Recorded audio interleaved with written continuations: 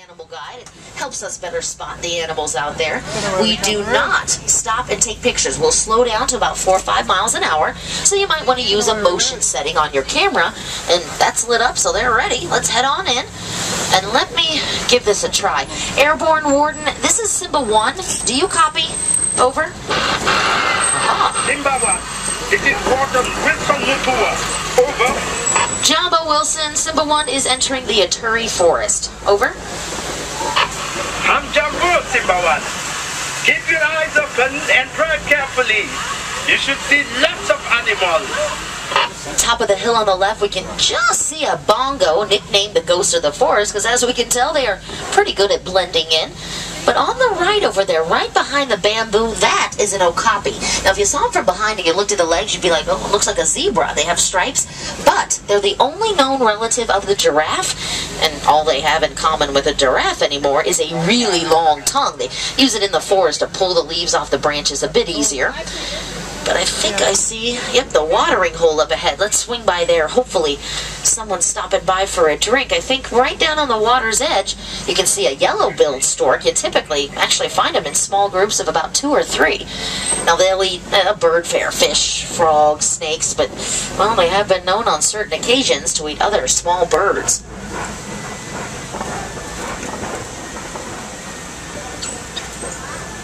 Check out that black rhino up on the hill there, one of only 4,200 in the world left due to poaching. Now, left alone, they'll take care of themselves. They're 3,000 pounds, and they can run 35 miles an hour, but well, they don't have the greatest eyesight in the world, so that's how poachers can get so close to them. Up on the left over here, yep, is a saddle-billed stork, the tallest stork in Africa. Fully grown, they're 5 feet high with a 9-foot wingspan, and they do mate for life, so I think the other one's on the right up there in the nest that they've created. It is a little more difficult to spot the animals in a forest because, well, they're used to living here, so they hide behind all the vegetation. Just means we have to look a little bit more carefully. But it looks like, yep, up ahead, oh, there's a little baby up ahead on the left in the clearing. These are greater kudu. Now, they're the second largest antelope in the reserve. They basically look like deer. They are about 750 pounds. And these are females because it's only the males that have the really big horns.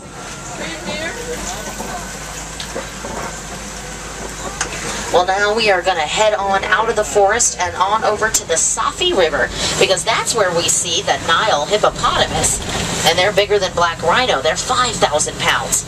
Now, they'll show up on the right side first, then the left side, and the best chance to see one is look right near the top of the water. They sleep all day. They're nocturnal, and they can only hold their breath for about 6 to 8 minutes, so usually that's where we spot them.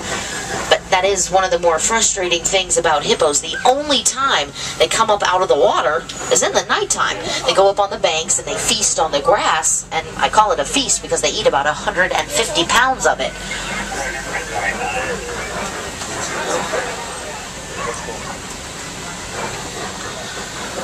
Let's get through the little shallow section of the river here, and hopefully, yeah, a better view on the left. They're kind of huddled together by this little island. Now, on the island are some pink-backed pelicans, and that's not really unusual. They hang out near the trees because that's where they like to build their nest. But the hippos grouping together like this is misleading. They only do it when they're sleeping. They are very territorial animals. And if you ever see one open up its jaws really wide, kind of looks like a yawn, that's a threat. They're telling whatever's getting too close to it to basically back off.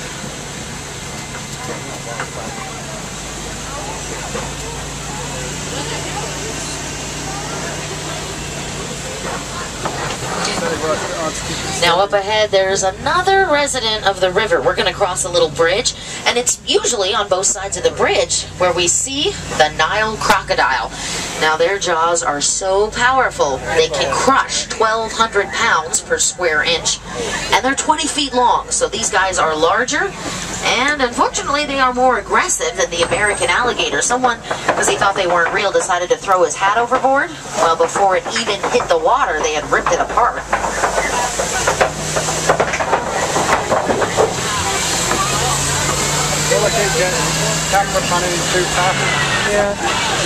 Simba 1, come in. This is Simba 1. Over. Just wanted to let you know that my ground patrol has seen a lot of elephant activity near the red clay pit. You definitely want to check out that area. You got it. That sounds great. Thank you, Wilson. But first, we're actually going to check out the baobab tree on the right here. Now, it can live for over 1,000 years, and how it survives is it'll actually store water inside the hollow trunk of the tree, and it's bare for most of the year, about 9 months.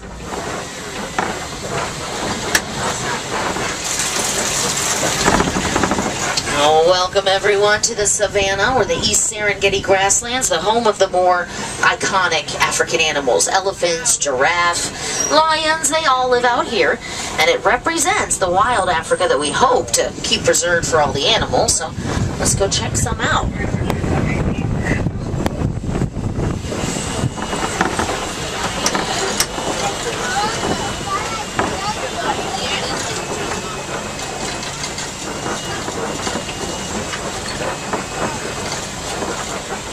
Well, if you look around the landscape, you may notice how it is shaped directly by the animals that live here. All the down trees, those are from elephants. When the herd comes through, they'll knock a couple over, but this allows the grass to spread out, so it's not a problem. And giraffes, they reach up into the trees and use their 15-inch long tongue to pull the leaves off the branches. It kind of opens things up and lets the sunlight trickle through. So I guess the main point is, as long as it stays pretty balanced in the ecosystem, then everyone in it gets enough to eat.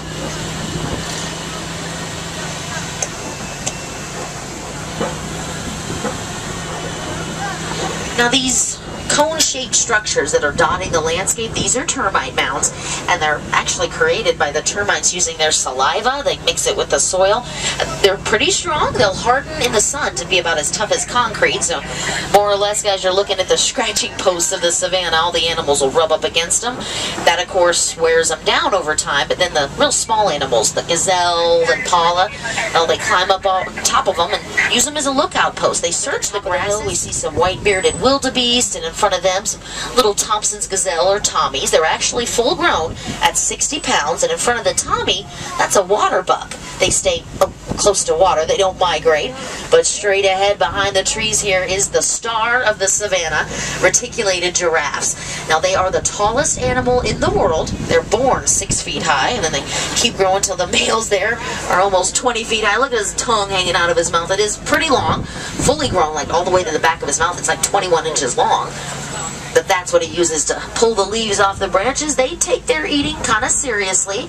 They spend 20 hours out of the day at it. Oh, on the right here we can see some impala, but the actual mascot of the Harambe Reserve, the sable antelope. Now maybe we can get a slightly better view on the other side of this tree here. Zimmerman, this is Wilson. What is your location? Over. We're pretty much next to Monkey Point. Keep your eyes open for me. Sure. A baby elephant that was wandering off on its own. We can't find the mother.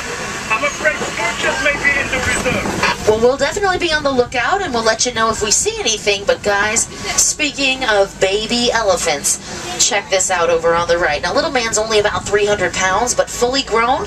Talk about a growth spurt, he'll be over 13,000. The females there, they're usually about 10,000. But on the left, this is called Monkey Point because of those mandrills that stop by, the most colorful monkey in Africa. They've got those beautiful red and blue faces. But we're in, finally, a nice open area. So let me see if I can get us anything on the radio station here.